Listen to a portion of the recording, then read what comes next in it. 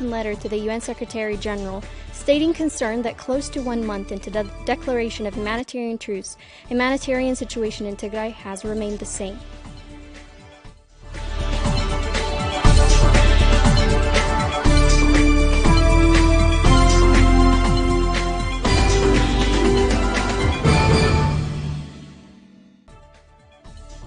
Ethiopian government hires its third lobbying firm since the start of its war on Tigray that has seen it losing its credibility on the international stage.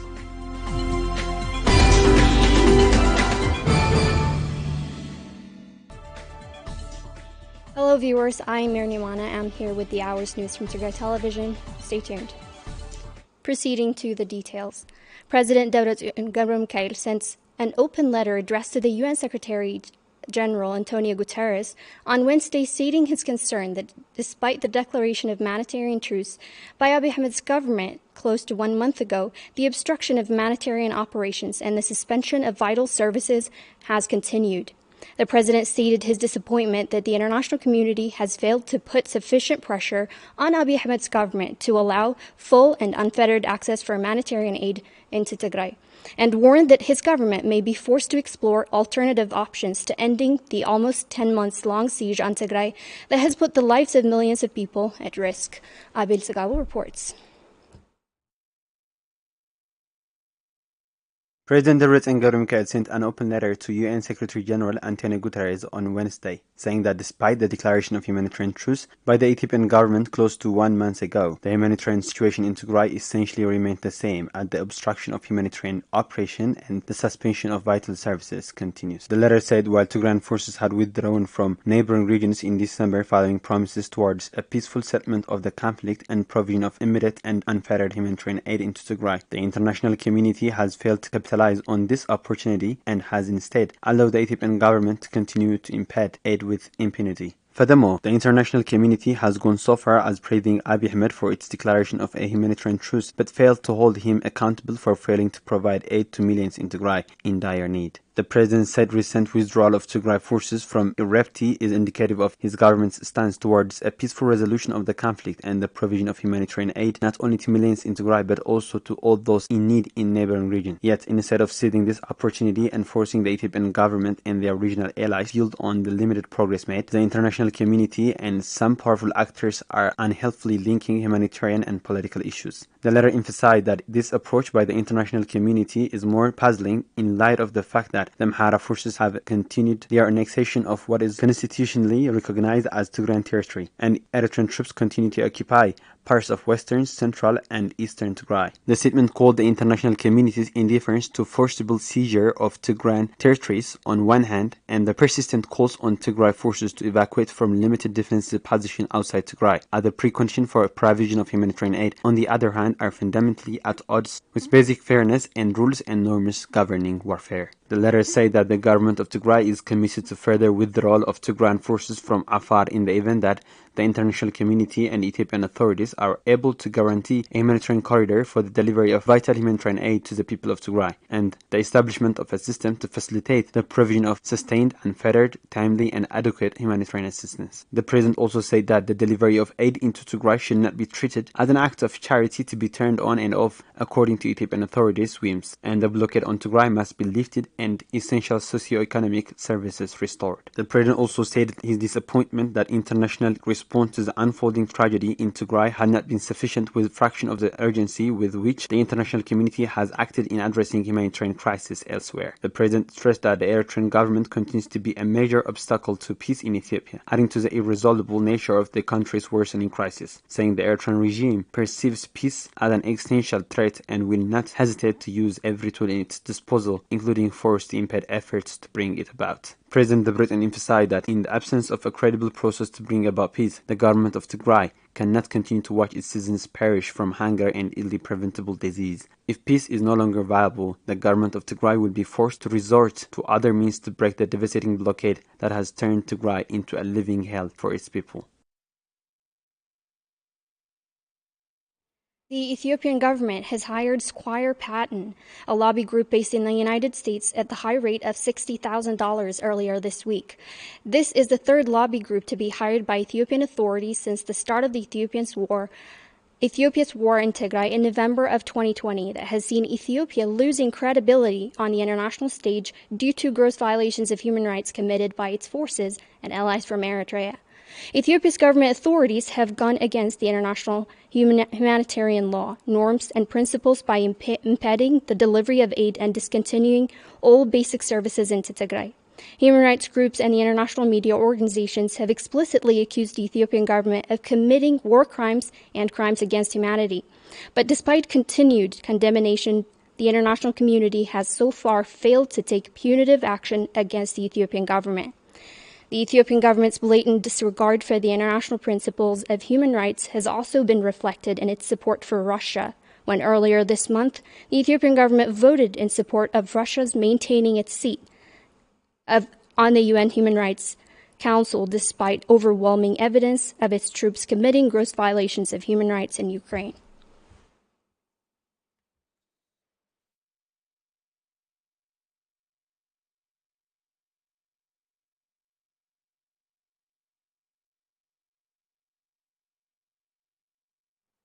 The ongoing siege on Tigray has devastated millions, with over 6.5 million said to be in dire need of humanitarian assistance.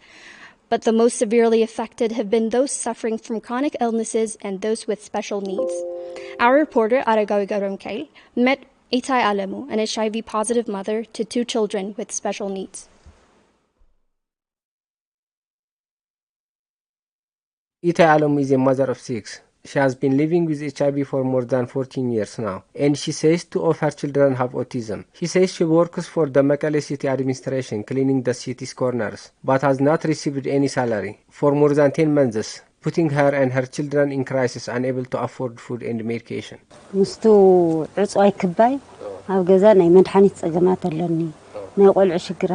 We have lots of problems because of the siege. I can't get medication, and I have 2 children with special needs. I used to work for the city, cleaning the streets, but now I have nothing, and I am unable to pay my rent. Itai says both her and her children are malnourished, leading to the deterioration of her and her children's health.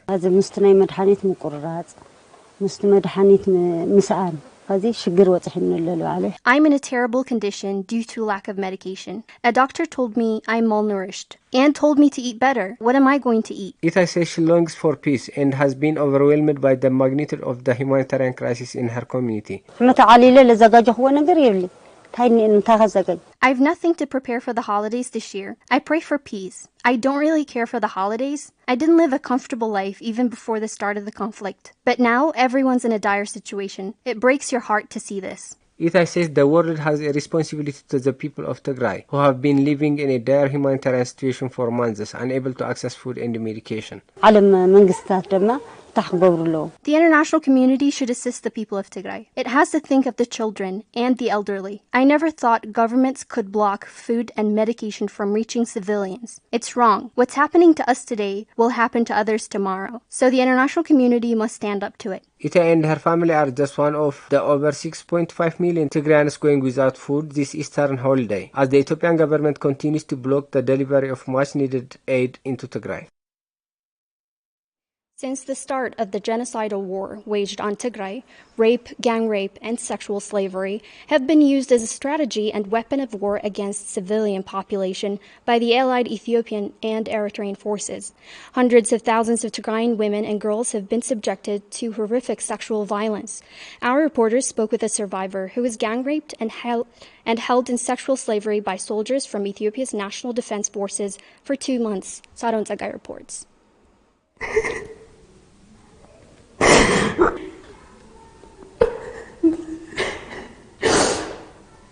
This is the sobbing of a young woman who was first displaced from her hometown in northwestern Tigray at the start of the war by the Allied forces. After being displaced from her hometown Shararo, she was sheltered at a family house at Medebaizana district. One day, she was abducted from her home by 3 members of Ethiopian National Defense Forces and was taken to their military camp, where she was gang raped and humiliated by multiple soldiers. First, I was raped by 2 soldiers. After being raped by a 3rd soldier, my uterus literally came out. There was blood all over my body. I begged them to stop, but they didn't.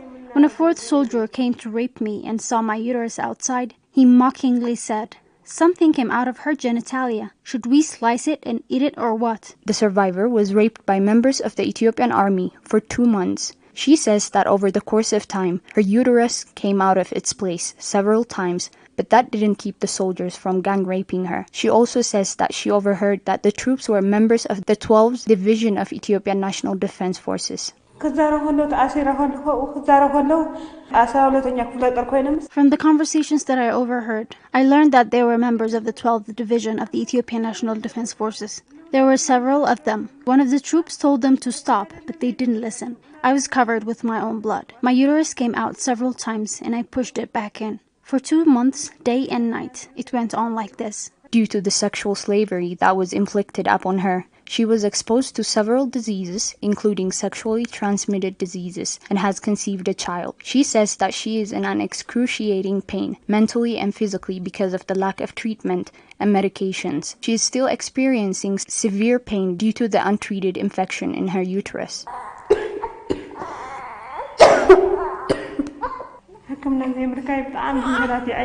I have suffered and I'm still suffering because of lack of post-trauma treatment and lack of medicines. My uterus still comes out. I have heavy bleeding.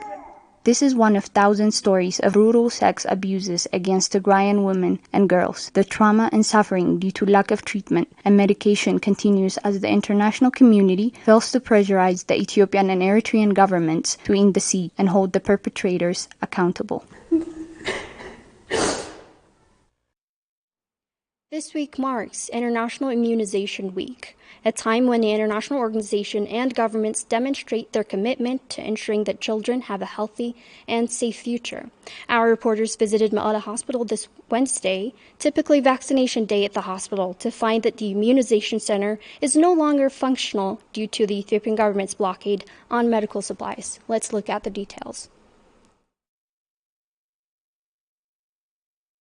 For much of the world, April 19 kicked off International Immunization Week. Governments and international organizations reaffirmed their commitment to ensuring children have access to all essential vaccines. But Ethiopian government's blockade on Tigray has drawn a starkly different picture of children in Tigray who have been denied access to basic medical care.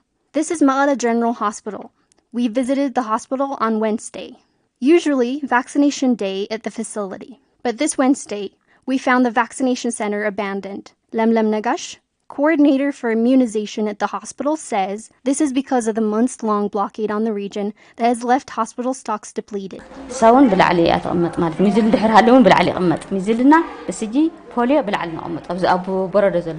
Vaccines for measles, tuberculosis, and polio used to be put here, but now we don't have anything. We used to vaccinate children for measles every Wednesday. We gave them their 3 months, 9 months, and 1 year shots. We provided vaccinations every week. So many people used to come here every week, but there's no one here because we don't have any medication. Dr. Hagos Godifai, head for the Bureau of Health, says more than 84% of vaccines in Tigray were given to children under the age of 5 to protect them from measles, polio, tuberculosis, and other diseases. However, health facilities today have none of these vaccines available, endangering thousands of children that are going defenseless against disease that had been almost extinct before the start of the conflict in November of 2020. There are multiple reasons. There is no medication. No vaccines have been available for the past 17 months apart from some cities. In rural areas where much of the population is found, there are no vaccines available. This is primarily because the Ethiopian government had not made them available. Dr. Hagos also said that even if vaccination were available, the systematic destruction of health facilities across the state had meant that the health facilities have very little with which they could provide essential services. Vaccines are a bit different than other kinds of medical supplies. They must be kept in low temperature. It has to be put on ice, so you need a refrigerator. But invading forces looted and destroyed solar refrigerators. They also destroyed electronic refrigerator and put them out of use. We urge all stakeholders, including the diaspora and international organizations, to do more to help Tigray's health system revive. Hundreds of thousands of children have gone without rudimentary vaccination in the past year, denying children the right to a healthy and productive future. The ethnic cleansing campaign in western Tigray has displaced over 1 million Tigrayans, now in desperate search of shelter, food, and medical care. We visited an IDP camp in Mala, sheltering thousands of IDPs from western Tigray, that describe their current living conditions as difficult to bear. Tablor Glema has the details. The war on Tigray that started on November 4 of 2020 have had a devastating impact on the community as the allied Ethiopian, Eritrean, and Amhara forces committed horrific crimes that led to the death of thousands of people and displaced more than 2.2 million. IDPs from western Tigray, where Amhara forces committed an ethnic cleansing campaign on Tigrayans, are not any different. They say they've been forcefully evicted and added that they witnessed horrific acts of crimes by Fano and Amhara militia. We spoke to some IDPs sheltered in Magala and they described their agony as follows. ما عندنا نعيش فيها بقينا بنشحط. Now we don't have anything to live by. We came here and we are begging. We are all people and begging here. We don't have anything to eat. Not only that, but there is no fuel or medication. The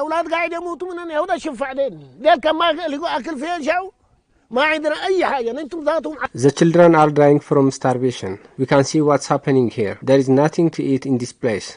ما في حبوب ما في أكل قاعد يموت يعني يوم 10 نفر قاعد يجي. There are no medications. There is no food. We're destined to die here. There are at least 10 people dying here. There are many people here suffering from chronic illnesses such as diabetes, hypertension, cancer, and HIV. They have no medications. The roads to Tigray have long been blocked, where they are going to bring the food from. There is nothing at all.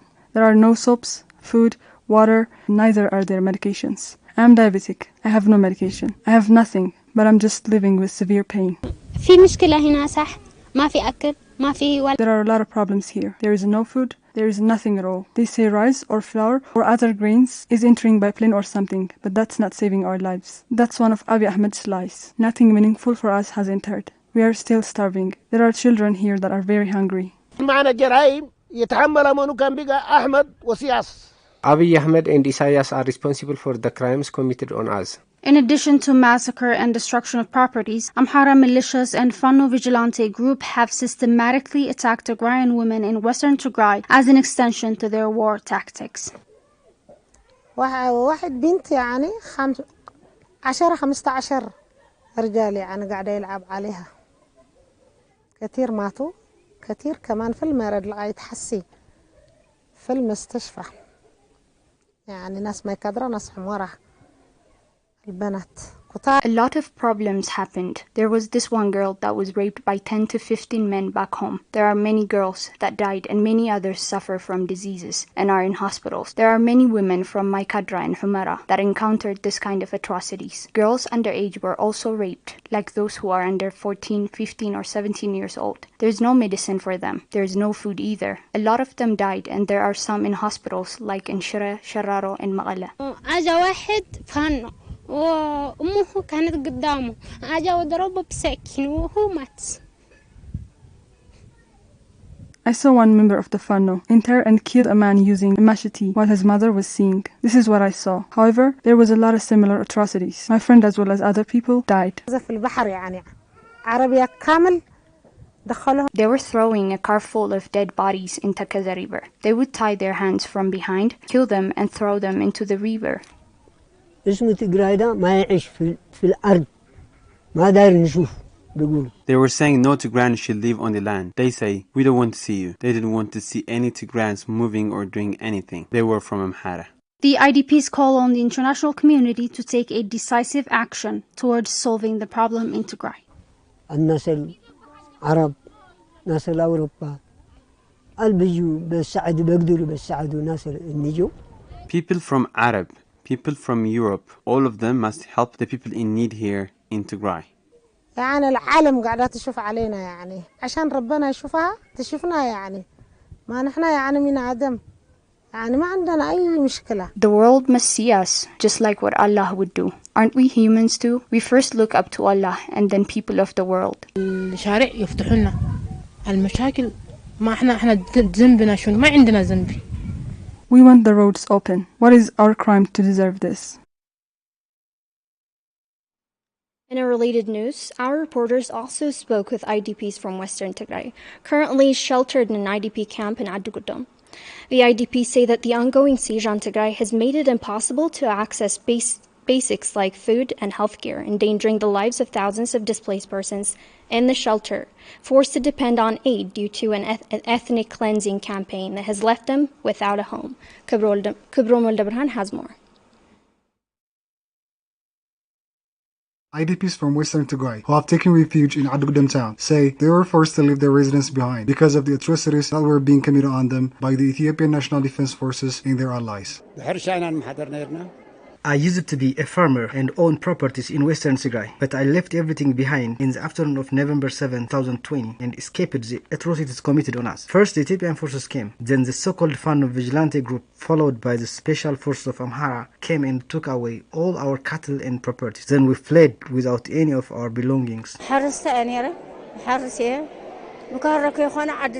I used to be a farmer. I used to have an enormous harvest that I had to use a truck to transport it. I've lost 7 of my children and all my properties. I don't know whether my children are alive or not. 57 people who were with us were killed by airstrike at night. We were asleep in an IDP camp. They also set ablaze 8 houses and throw a bomb on the people who were inside. Even now, they are displacing many people from that area. People under the age of 60 are being incarcerated, and those who are older are fleeing. Our children are left there.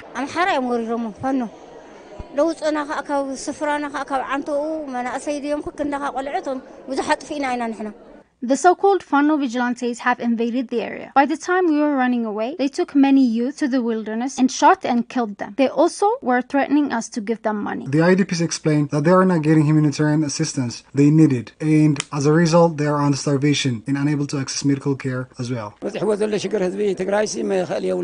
happening to the people of Tigray is unheard of. Due to many reasons, medical supplies and food aid is not reaching the people of Tigray. Pregnant and lactating mothers are in a dire situation. Many people are starving to death. Our children's feet are swelling up due to the starvation they have faced.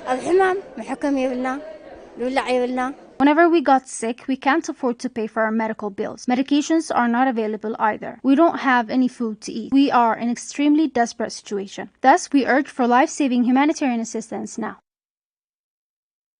Preliminary assessment conducted by Tigray's Bureau of Education showed that over 85% of classrooms were partially or fully damaged, while 60% of textbooks and 85% of laboratory equipments were either looted or destroyed by the Ethiopian and Eritrean forces. We visited Galfand Preparatory School in Maiqnatal, Central Tigray, and spoke to the school's principal that says his school was a target of deliberate and systematic campaign on Tigray's education system. Abraha Gaurusensei has a report.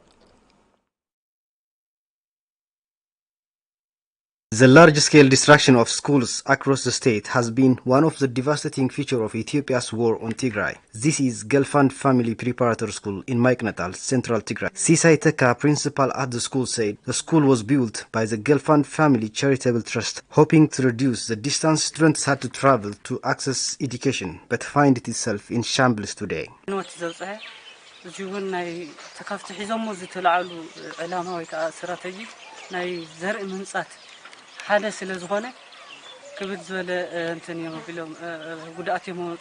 Enemy forces have caused serious damage to the school. Before enemy forces raided the facility, it was equipped with the latest technology and the building had standardized rooms. It was built with the aim of solving some of the socio-economic issues faced by the students in Maiqnatal and in the outskirts. It significantly reduced the distance children had to travel to access education. Sisai says the forces looted almost every piece of technological equipment in the school, making it impossible for students to imagine a quick recovery for their school.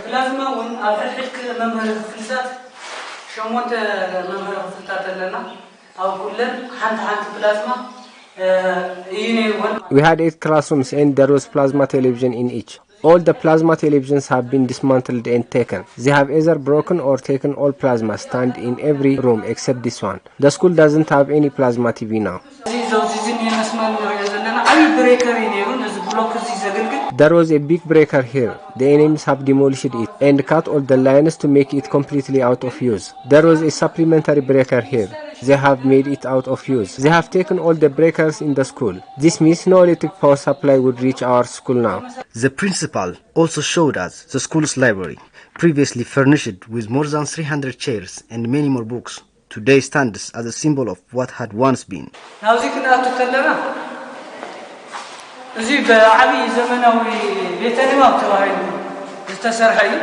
This was a modern library. It was built to meet international standards and had many books and furniture. It had shelves, tables, and more than 300 chairs. There were lockers and computers too, but the invaders have taken everything. As you can see, they have shattered the windows and have written Wayane and Junta on the wall. Preliminary damage assessment conducted by Tigray's Bureau of Education in collaboration with local and international NGOs in August of 2021 found that over 85% of classrooms were partially or fully damaged. 60% of